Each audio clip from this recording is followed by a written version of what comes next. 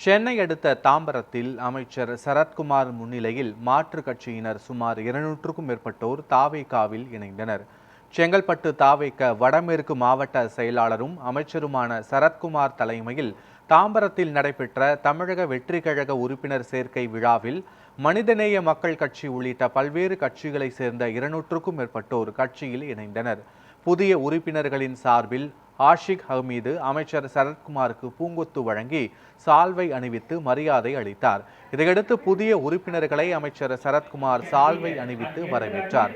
சிறுபான்மையினர் நலன் மற்றும் சமூக நீதி தொடர்பான கோரிக்கைகள் பரிசீலிக்கப்பட்டு நிறைவேற்றப்படும் என்றும் அமைச்சர் உறுதி அளித்தார்.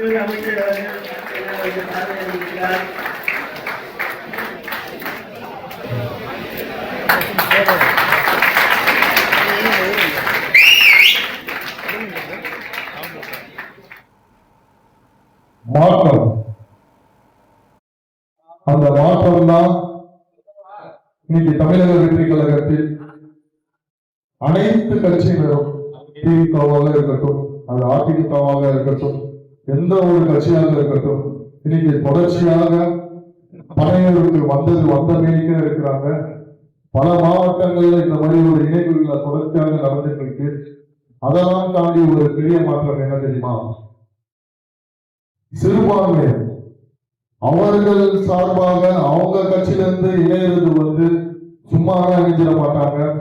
தலைவர் மீது ஜோசப் விஜய் அவர்கள் மீது நம்பிக்கை வைத்ததனால் செங்கல்பட்டு மாவட்டத்துல மொத்த மாவட்டத்திலும் சரி, நம்ம தாம்பரம் மாநகராட்சியும் சரி, நம்ம தாம்பரம் தொகுதியிலும் சரி இருக்கிற அனைத்து வார்டிலும் தமிழக வெற்றி கழகத்தின் ஆட்கள் மட்டும்தான் கவுன்சிலராக இருக்க பதிவிருக்கிறார்.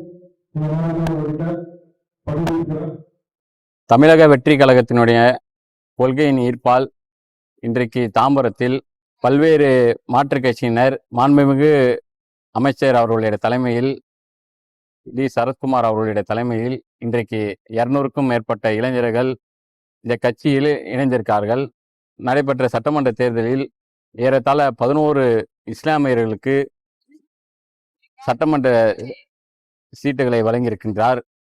அதைத் தொடர்ந்து கட்சி துவங்கப்பட்ட நாளிலிருந்து பிஜேபியினுடைய பி டீம் என்று சொல்வார்கள், அதையெல்லாம் மாண்புமிகு முதலமைச்சர் அவர்கள் தேர்தலுக்கு பிறகு உடைத்தெறிந்து காங்கிரசுடைய கூட்டணி வச்சு மதச்சார்பற்ற முற்போக்குடைய கூட்டணி அமைத்து இன்றைக்கு ஆட்சி அமைத்திருக்கிறார்.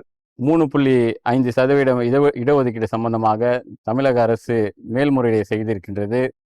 முழுக்க சிறுபான்மை அணியினுடைய பாதுகாவலராக மாண்புமிகு முதலமைச்சர் அவர்கள் திகழ்கின்றார். இதன் ஈர்ப்பால் இன்றைக்கு 200க்கும் மேற்பட்ட இளைஞர்கள் இந்த கட்சியில் இணைந்தார்கள்.